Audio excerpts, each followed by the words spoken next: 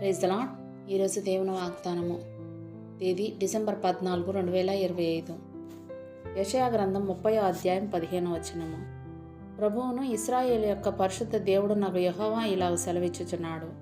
మీరు మరలి వచ్చి ఊరుకుండట వలన రక్షింపబడుదురు. మీరు ఊరకుండి నమ్ముకొనుట వలన మీకు బలము కలుగును. ఆమేన్.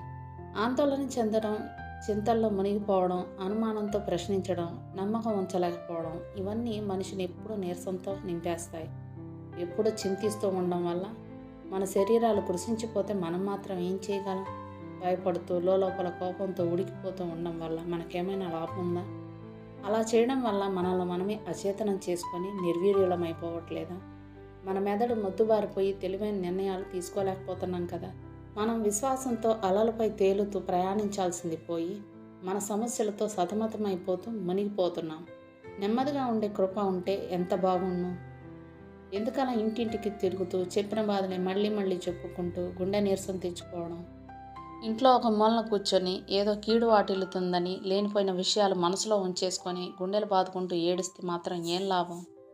మాట్లాడకుండా మౌనంగా ఉండగలిగే సాత్వికమైన నాలుకను కలిగి ఉంటే మంచిది.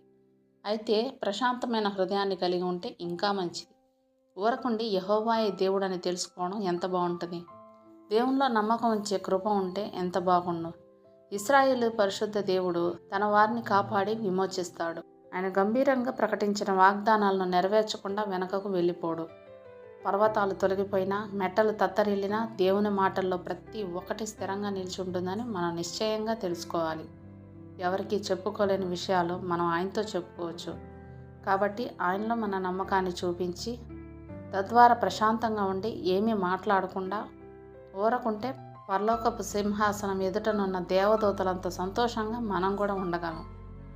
దేవుడిచ్చిన ఈ వాగ్దానాన్ని స్వతంత్రించుకొని ఆయనకి కృతజ్ఞతాస్తుతులు చెల్లించుకుందాం. అట్టి కృపా ధన్యత దేవుడు మనకు అనుగ్రహించును గాక. ఆమేన్. దేవుడు తన పరిశుద్ధ వాక్యం మన వినికిడి యందు దీవించును గాక. ఆమేన్.